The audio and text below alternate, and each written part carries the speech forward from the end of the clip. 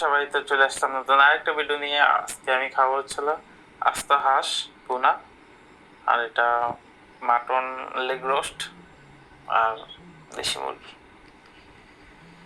তো ঝোলটা নিয়ে নিই। পারলে বলেন তো এটা কোনটা ঝোল, দেখি হয় কিনা।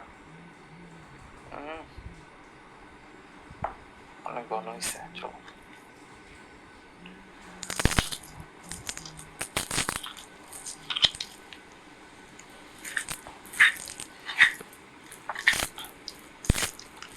বিসমিল্লাহ।